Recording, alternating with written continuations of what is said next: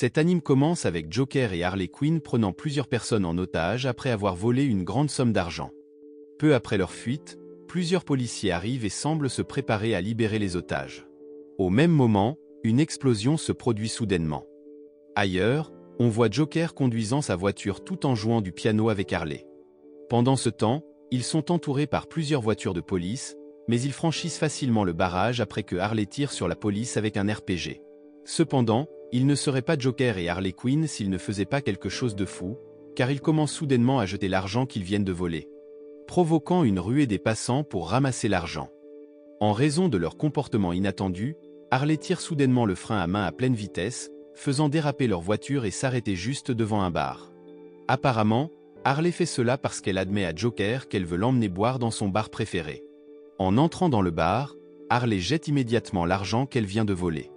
Cependant, la réaction des clients du bar n'est pas ce qu'elle attendait, et elle se rend compte que quelque chose ne va pas. Peu après, Harley demande au barman où se trouve Kaji, et le barman répond que Kaji est actuellement malade avec de la fièvre. En entendant cela, Harley réalise qu'elle est piégée, car Kaji est un personnage fictif qu'elle a inventé. À l'extérieur du bar, Joker prévoit initialement de prendre Harley et de s'échapper ensemble. Malheureusement, il est attaqué par plusieurs véhicules équipés de lance-roquettes et décide de fuir. Pendant ce temps, Harley parvient à s'occuper des agents infiltrés à l'intérieur du bar et monte sur un toit pour se cacher. De manière inattendue, elle se retrouve confrontée à une épéiste japonaise nommée Katana, aussi connue sous le nom de Tatsuya Mashiro. Cela mène à une bataille acharnée entre elles. Malheureusement, Harley est vaincue et perd connaissance. Peu après, Katana remet Harley aux autorités, mais reçoit un rapport indiquant que Joker a réussi à s'échapper. Ailleurs, une directrice nommée Amanda Waller est vue dirigeant un projet avec des scientifiques. Il s'avère qu'elle supervise une expérience visant à ouvrir une porte interdimensionnelle vers un autre monde, Ueziki. Malheureusement, le projet rencontre un problème, et les scientifiques avertissent Amanda que les niveaux d'énergie de la machine sont trop bas pour être maintenus. Néanmoins, Amanda reste ferme et ordonne aux scientifiques d'augmenter la charge énergétique de la machine. À ce moment-là, les scientifiques sont très inquiets pour la sécurité d'une fille utilisée comme sujet d'expérimentation par Amanda. Malgré cela, Amanda déclare avec arrogance que cela ne la concerne pas, car elle considère la fille comme un simple outil pour ouvrir la porte. Finalement, les scientifiques suivent ses ordres, conduisant à une surcharge d'énergie incontrôlée de l'expérience. Malgré cela, Amanda insiste pour continuer, peu importe les conséquences. Heureusement, la décision d'Amanda n'a pas été vaine, car la porte interdimensionnelle vers le monde d'Eziki a été créée avec succès. Malheureusement, la sécurité de la fille utilisée comme sujet de test reste inconnue. 6 mois plus tard, Amanda est vue visitant une installation de recherche superhumaine hautement secrète appelée ARGUS. Cependant, son arrivée est bloquée par un gardien nommé Wet, qui exprime ses inquiétudes pour sa sécurité en raison de l'extrême cruauté des supervilains détenus là-bas. Néanmoins, Amanda ignore l'avertissement, affirmant qu'elle a obtenu la permission nécessaire. De manière inattendue, la première personne qu'Amanda souhaite rencontrer est Harley Quinn. Cependant, son arrivée n'est pas bien accueillie par Harley, ce qui conduit les gardes à la prendre de force après qu'Amanda l'a rendue inconsciente. Quand Harley ouvre les yeux, elle est choquée de se retrouver face à un homme qui ressemble à un criminel. Cet homme est Ditcho, et à ses côtés se trouve Clephas, un ancien acteur inconnu avec une apparence élégante et un dispositif de retenue attaché à son corps. Près de là, se tient une grande figure musclée avec un visage masqué et un corps ligoté, qui se présente comme Peacemaker, déclarant qu'il ne bougera que pour une noble mission de paix. Peu de temps après, un homme nommé Adam entre dans la pièce et informe Harley et les autres qu'ils sont déjà arrivés à destination, ce qui signifie qu'ils ont réussi à entrer dans une autre dimension. Ou le monde d'Eziki. Adam montre ensuite Amanda sur un écran, où elle annonce que les 5 vont entreprendre une mission ensemble avec Adam. La récompense pour accomplir cette mission étant une réduction de leur peine de prison. Il s'avère que leur mission est d'enquêter sur une zone spécifique et d'établir une installation de stockage de ressources.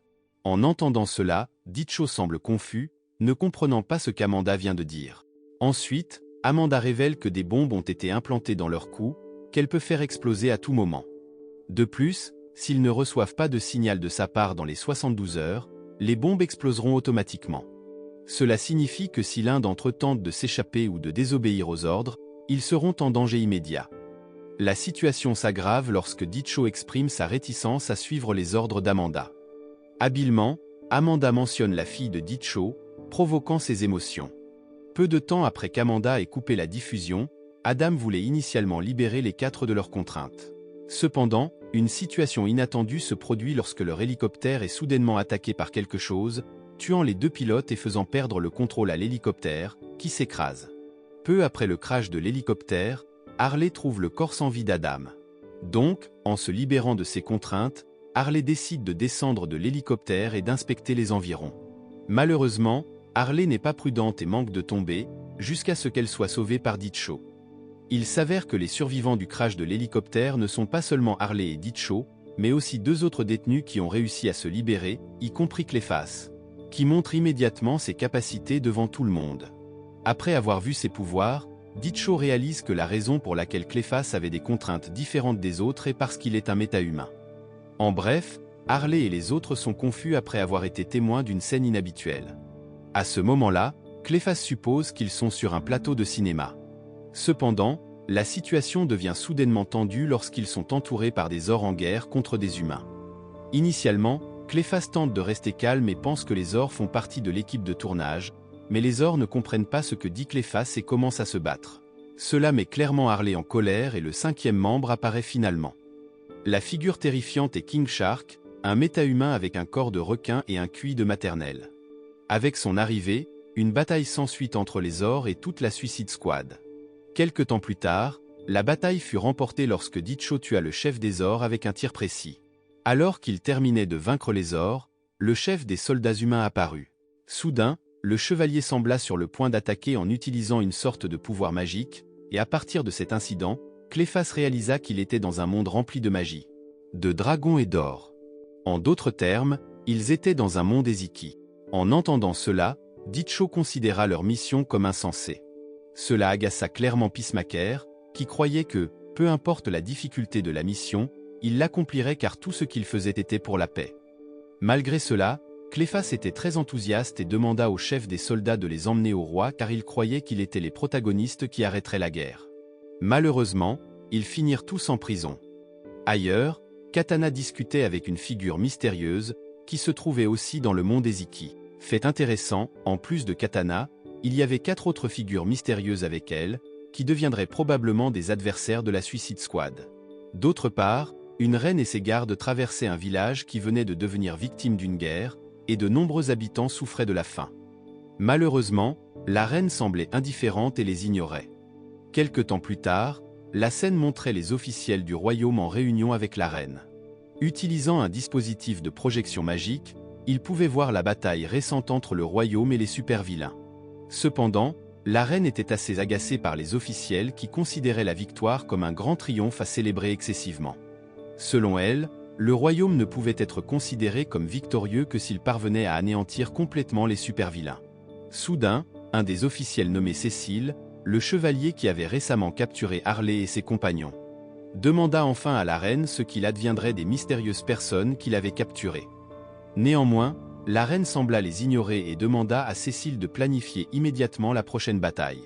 Bien que Cécile insista sur le fait qu'il pourrait être un atout précieux pour gagner la guerre, la reine resta ferme dans sa position. De plus, la reine traita aussi Cécile de chevalier lâche pour avoir tenté d'utiliser des forces extérieures pour sauver le royaume. Alors que la réunion était sur le point de se terminer, la princesse nommée Fionn demanda soudainement à sa mère la permission de reconsidérer ce que Cécile venait de dire. Cependant, la reine répondit avec arrogance à Fionn de rester silencieuse à moins qu'elle n'ait des informations fiables sur eux. Après cela, la reine ferma enfin la réunion. La scène se déplace ensuite vers la princesse Fionn, supervisant l'état du village récemment touché par la guerre. En même temps, Fionn vit 2 enfants se battre pour un morceau de pain rassis, alors qu'à l'intérieur du palais, Fionn recevait des repas luxueux tous les jours. Finalement, la princesse Fionn appela Cécile dans sa chambre pour demander de l'aide. Peu après, dans la prison, Harley se réveilla avec ses 5 compagnons qui étaient placés dans la même cellule, avec plusieurs ors. À ce moment-là, Clephas réalisa que leur sort était celui d'invités non invités car, jusqu'à présent, personne n'était venu les rencontrer. Initialement, Clephas était heureux d'entrer dans le monde Eziki, mais maintenant il se sentait déçu par la divinité dirigeante de l'histoire. À cause de cela, il espérait changer l'intrigue pour la rendre plus intéressante s'il en avait la chance. Après avoir entendu cela, Ditcho réalisa enfin que Cléphas était le type d'acteur que tout le monde déteste parce qu'il veut toujours changer les parties du scénario qu'il n'aime pas. Selon lui, c'est pourquoi Cléphas n'est pas célèbre. Au milieu de leur dispute, Peacemaker dit qu'il courait actuellement contre la montre. Car cela faisait exactement 12 heures que leur hélicoptère s'était écrasé, ce qui signifie que si ce qu'Amanda disait est vrai, dans 60 heures, la bombe attachée à leur cou exploserait. Par conséquent, Peacemaker suggéra qu'ils retournent à l'hélicoptère avant que le temps ne s'écoule. Finalement, Cléphas, qui n'avait plus aucune raison de rester en prison, choisit d'agir. Utilisant ses pouvoirs, Cléphas s'échappa facilement de la prison. Cependant, se considérant comme un protagoniste héroïque, Cléphas demanda à ses compagnons de rester en prison pendant qu'ils réfléchissaient à la suite de son histoire. En entendant cela, Harley et Ditcho devinrent très en colère car il avait l'intention de s'échapper seul. Ils crièrent donc immédiatement aux gardes de rattraper Cléphas. Peu de temps après, un garde les laissa finalement sortir pour que Harley et ses compagnons puissent déjeuner dans la cantine de la prison. Cependant, après avoir vu le déjeuner, Harley perdit l'appétit. En même temps, Ditcho demanda à nouveau à Cléphas s'il pouvait maintenant les aider à s'échapper tous ensemble. Cléphas répondit qu'il ne pouvait pas le faire parce que, après que les gardes aient mis des menottes magiques à ses mains, il ne pouvait plus utiliser ses pouvoirs. Peu après, un groupe d'or s'approcha et tenta de les chasser. Bien que Ditcho ne comprenait pas ce qu'ils disaient, ayant souvent été en prison, il comprenait leurs intentions. Lorsque Ditcho était sur le point de commencer une bagarre, Cléphas lui demanda d'arrêter car commencer une bagarre alors qu'il était en position de faiblesse n'était pas une décision sage. En bref, les Ors exigèrent à nouveau qu'il se déplace. À ce moment-là, Cléphas, qui semblait comprendre la langue des Ors, tenta de les persuader d'éviter une agitation. Malgré cela, les Ors interprétèrent le sourire de Cléphas comme une moquerie. Finalement, Cléphas reçut un coup de poing. Peu de temps après, les gardiens de la prison remarquèrent l'agitation. Utilisant leurs armes magiques, ils réussirent à maîtriser Harley et les autres. À cause de cela, les 5 furent placés en isolement. De manière inattendue, à l'intérieur de la cellule, ils rencontrèrent une autre personne qui était aussi entrée dans le monde Eziki. Cette personne était Rick Flag, qui prétendait également être un agent travaillant pour ARGUS. De plus, Rick semblait connaître tout le monde là-bas. Après avoir entendu les explications de Harley et des autres, Rick comprit que la directrice Amanda avait envoyé des renforts pour le sauver. Rick expliqua ensuite que le groupe de Harley n'était pas le premier groupe qu'Amanda avait envoyé dans le monde Eziki. Apparemment, il y a quelques mois, Rick avait été chargé de diriger le premier groupe, dont l'objectif était de monopoliser les ressources naturelles pour fournir des avantages inattendus à leur pays. À cause de cela, Ditcho réalisa finalement que le premier groupe envoyé par Amanda avait échoué, ce qui l'avait poussé à envoyer un groupe de criminels comme lui pour réparer les dégâts. Sachant que personne ne se soucierait s'ils mouraient tous ici. En d'autres termes, ils étaient la Suicide Squad. Au début, Rick pensait que Katana était leur guide. Cependant, Harley l'informa que leur guide était Adam, mais il était mort lors d'un incident précédent. À cause de cela, Rick demanda immédiatement des informations sur les bombes autour de leur cou. Peacemaker expliqua qu'il restait environ 58 heures avant que les bombes n'explosent. Il demanda alors à Rick s'il connaissait l'émetteur pour qu'il puisse réinitialiser le chronomètre. Malheureusement, Rick ne savait pas de quel émetteur il parlait, mais il promit de les aider à s'échapper, croyant que l'équipement devait encore être dans l'hélicoptère. Harley expliqua ensuite que l'hélicoptère avait été complètement détruit, ce qui amena Rick à conclure que le signal devait venir de l'autre côté de la porte.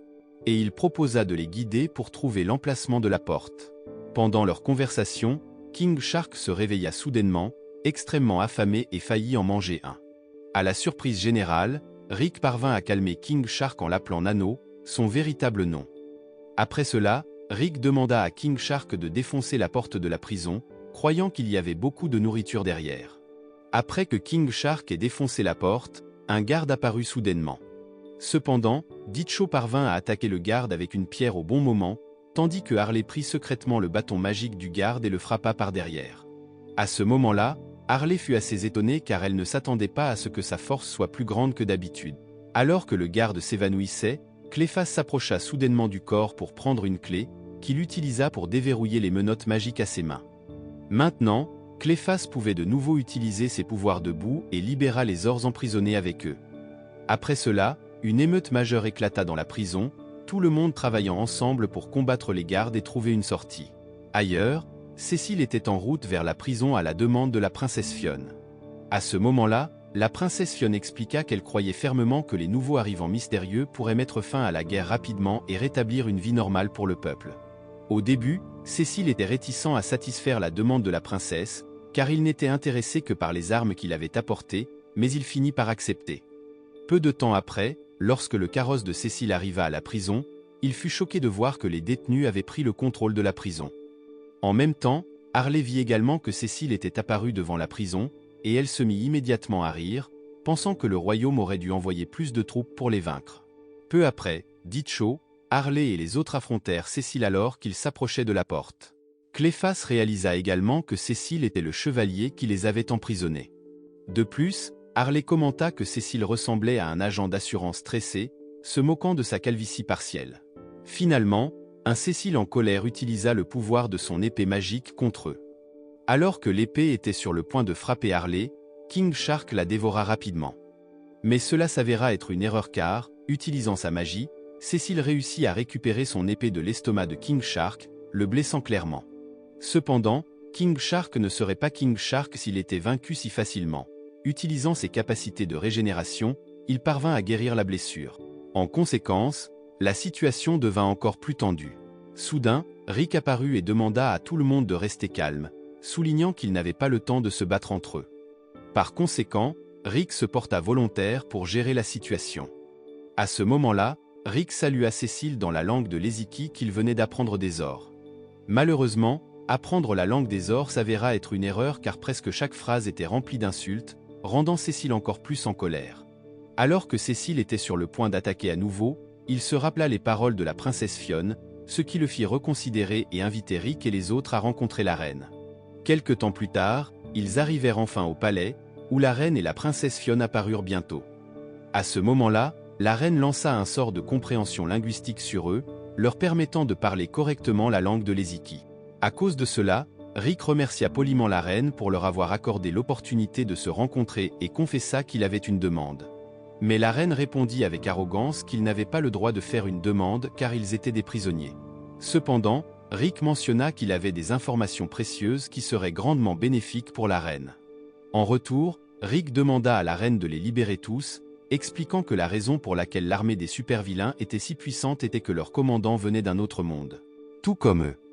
En entendant cela, Ditcho et Harley réalisèrent que l'équipe initiale dirigée par Rick était aussi une Suicide Squad comme eux. Cependant, cette équipe les avait trahis et avait rejoint les super-vilains, finissant par agir de manière tyrannique. En apprenant que la montée en puissance des super-vilains était la faute de Rick, la reine devint encore plus furieuse et sembla prête à les exécuter. À ce moment-là, Peacemaker supplia soudainement la reine, déclarant qu'il était prêt à rectifier l'erreur. Peacemaker promit également de ramener la paix s'ils étaient autorisés à combattre sur le champ de bataille. En entendant cela, la reine accepta l'accord mais décida de garder Rick en otage. Après avoir obtenu l'approbation de la reine, Harley demanda que leurs affaires leur soient rendues avant qu'ils ne se lancent dans leur mission. Peu après avoir récupéré leurs affaires, tous les membres de la Suicide Squad se retrouvèrent sur le champ de bataille. Malheureusement, au début de la bataille, ils n'intervinrent pas dans le combat mais observèrent de loin. Apparemment, Cécile leur avait demandé de ne pas interférer, croyant qu'ils pouvaient gagner la bataille sans leur aide. Ne voulant pas blesser la fierté de Cécile, Ditcho choisit de ne pas se battre, tandis que Peacemaker suggéra que des alliés inutiles devraient être éliminés. Car il croyait qu'il entraverait leur mission. Cependant, après avoir assisté à la bataille, Ditcho fut étonné de voir les super-vilains se battre comme des soldats qui ne se souciaient pas de leur propre sécurité. Cela fit se demander à Ditcho quel type d'entraînement ils avaient subi. Contrairement à Harley, après avoir vu cela, elle expliqua immédiatement que le groupe n'avait pas reçu d'entraînement mais avait été soumis à un lavage de cerveau.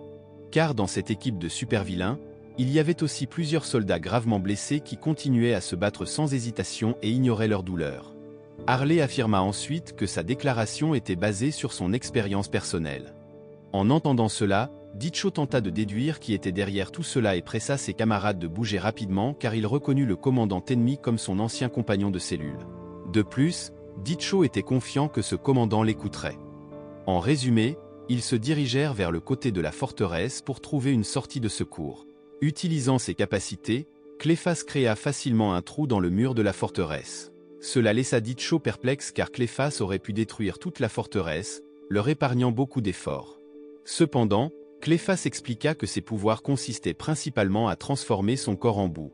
Pourtant, il sentit une énergie magique en lui depuis qu'il était entré dans le monde Eziki, lui permettant de contrôler tout type de boue. Malgré cela, Cléphas nota que son nouveau pouvoir n'était pas aussi fort que Dicho le suggérait, probablement en raison du manque d'humidité dans les murs de la forteresse. En entendant cela, Harley réalisa qu'un effet similaire s'était produit pour elle lorsqu'elle avait frappé un garde de prison avec une arme magique. En résumé, ils finirent par percer la forteresse et affrontèrent les soldats super vilains qui la gardaient. En atteignant le toit, ils trouvèrent le commandant ennemi, qui s'avéra être Ratkaché. À ce moment-là, Dicho dit à Ratkaché qu'il ne voulait pas se battre contre lui, le considérant comme l'un de ses meilleurs amis. Cependant, Ratkaché était très en colère de voir Dicho, se rappelant particulièrement comment il avait été traité en prison. Il s'avère que pendant son temps en prison, Ratkaché n'avait pas d'amis, sauf les rats qui étaient toujours autour de lui, ce qui le rendait souvent victime d'intimidation par les autres détenus. Heureusement, Dicho était celui qui essayait de défendre Ratkaché, mais ses paroles durent comparer souvent les intimidateurs à des rats, les qualifiant de puants, sombres et antisociaux. Ce qui rendait Ratkaché furieux. De plus, les tentatives d'aide de Dicho aggravaient souvent la situation. Par exemple, il échangeait les fruits frais destinés à Ratkaché contre du fromage moisi, pensant que c'était son plat préféré, sans réaliser que Ratkaché était encore un humain normal.